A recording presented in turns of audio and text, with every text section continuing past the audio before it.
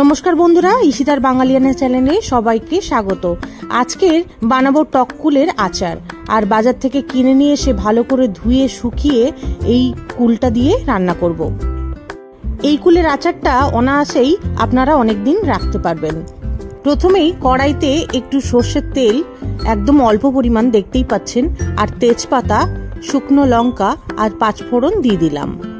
ভালো করে এই মশলাগুলো ভাজা হয়ে গেলে দিয়ে দেবো 1 চা চামচ হলুদের গুঁড়ো, আর দেব 1 চা চামচ লাল লঙ্কার গুঁড়ো। এই মশলাগুলো ভালো করে নেড়ে চেড়ে ভেজে নেব। আমি এখানে 1 কেজি পরিমাণ টক কুল নিয়েছি। আপনারা যদি পরিমাণটা বাড়ান বা কমান সেই আন্দাজে আপনারা দিয়ে ফেলবেন মশলাগুলো। এখানে 500 গ্রাম পরিমাণে আখের গুড় বাজার থেকে নিয়ে এসেছি, আর সেই গুড়টা তেলের মধ্যে ভালো করে দিয়ে দিতে হবে। ভালো করে দিয়ে নেড়ে ছেড়ে নিতে হবে যতক্ষণ না গুড়টা লিকুইড ফর্মে চলে আসে। এই টক কুলের আচারটা আমরা সবাই বাড়িতে খেতে ভালোবাসি, আশা করি আপনাদেরও ভালো লাগবে। দেখুন গুড়টা কেমন লিকুইড ফর্মে চলে এসছে, কোনো রকম জল ছাড়াই। এই কুলের আচারে কোনো রকম জল ব্যবহার করব না, না হলে তাড়াতাড়ি নষ্ট হয়ে যাবে। ভিনিগার বা কোনো রকম কেমিক্যাল ছাড়াই এই কুলের আচারটা অনেক দিন রাখা যেতে পারে। আখের গুড় ছাড়াও এই গুড়টা দিয়েও আপনারা এই আচারটাকে বানাতে পারেন। এখানে এই গুড়টার নাম ভেলি গুড় নামে পরিচিত। কমেন্টস করে জানাবেন এই গুড়টা কার এলাকায় কি নামে পরিচিত।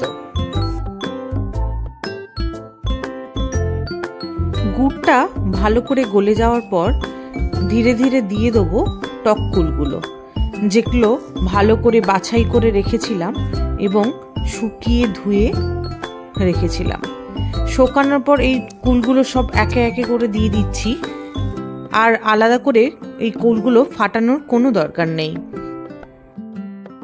ভালো করে নেড়ে চেড়ে মিশিয়ে নেবো এগুলো।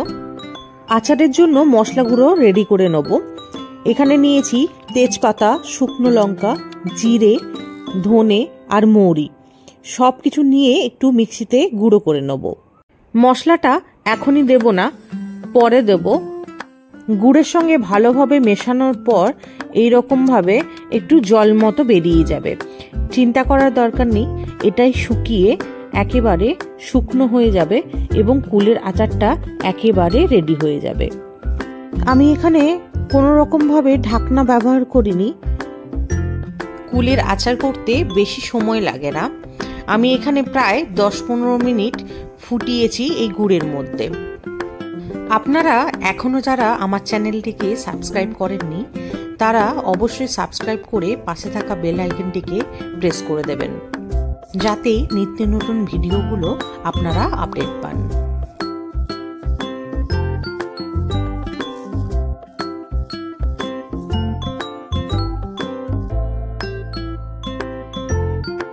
আমাদের কুলের আচারটা রেডি হয়ে গেছে। এর মধ্যে দিয়ে দেবো ভাজা মশলাগুলো। ভাজা মশলাগুলো দেওয়ার পর ভালোভাবে মিশিয়ে নেব। আর ভাজা মশলাগুলো একেবারে দেব না, অল্প অল্প করে দিয়ে মিশিয়ে নেব। বাজারে কেমিক্যাল দেওয়া আচারগুলো না খেয়ে সহজেই এবং কম সময়ে বানিয়ে ফেলুন বাড়িতেই। কুলের আচার আশা করি সবার ভালো লাগবে এইভাবে করলে। কম মশলা, তেল এবং কম সময়ে এই রেসিপিটা আপনাদের কেমন লাগলো অবশ্যই করে জানাবেন। আচারটাকে ঠান্ডা করে একটা শুকনো কন্টেনারের মধ্যে ভরে রাখবেন, তাতে অনেক দিন থাকবে আচারটি।